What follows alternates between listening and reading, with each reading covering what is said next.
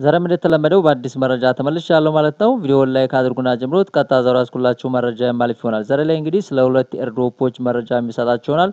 ስለ ብሉም እና ስለ ኤጀንት ኤርድሮፕ ነው። ኤጀንት እንግዲህ ከኤጀንት ሲጀምር እንግዲህ ማይኒንግ ፌዙ ሊጠናቀቅ 3 ቀን ብቻ እንደቀረው ተናግረዋል። እንደምትመለከቱት እንግዲህ ከ30 ቀን ጀምረው ካውንት ዳውን እየቆጠሩ ነበር። እንደምትመለከቱት እንግዲህ እዚህ ቦታ ላይ ያው ቲጂ ደርሷል።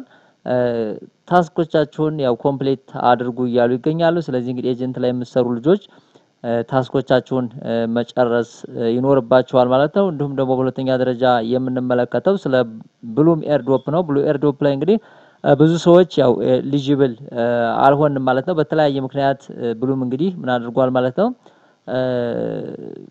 ኤሊጂብል እንዳንሆን አድርጓል ማለት ነው። ምናልባት አፒልም ጠይቀናል። አፒልም እንግዲህ ያልተመለሰላችሁ ካላችሁ ልክ እንደኔ ማለት ነው ያው መጠበቅ የግድ ይላል ማለት ነው። እንግዲህ ዛሬ ላይ በ7 ማለት ነው ስናፕሹት ተወስዷል ማለት ነው። እንግዲህ ይሄ ብሉም ቀጣይ ምንድነው የሚለውንም በዚሁ በዩቲዩብ ቻናል ላይ ስለማሳውቃችሁ ሰርታችሁ መና እንዳትሆኑ ማለት ነው። እንግዲህ ፈጣን መረጃ ነው ይሄ ቻናል የሚሰጠውና በቀጣይ ቪዲዮዎችን የምሰራላችሁ ይሆናል። እንግዲህ አዲስ ነገርም ካለ በዚህ ቻናል አሳውቃችኋለሁ። ብሉም ኤርድሮፕ እንግዲህ ዛሬ ላይ ያው ስናፕሹት ተወስዷል ማለት ነው። ኤጀንትም 3 ቀን ብቻ ነው ማይኒንግ ፌዙ ሊጠናቀቅ የቀረው። ከዛ በኋላ ምንድነው የሚለውን በዚሁ ቻናል አሳውቃችኋለሁ። ምናልባት ቴሌግራም ቻናሌን ጆይን ያላደረጋችሁ ቴሌግራም ቻናሌን እዚህ ዩቲዩብ ላይ አስቀምጥላችኋለሁ። ጆይን እያላችሁ ቤተሰብ ሆነን አብረን እንሰራላለሁ። ስለነበረን ጊዜ አመሰግናለሁ። መልካም ጊዜ ወንድሞቼ እህቶቼ፣ ክበሩልኝ።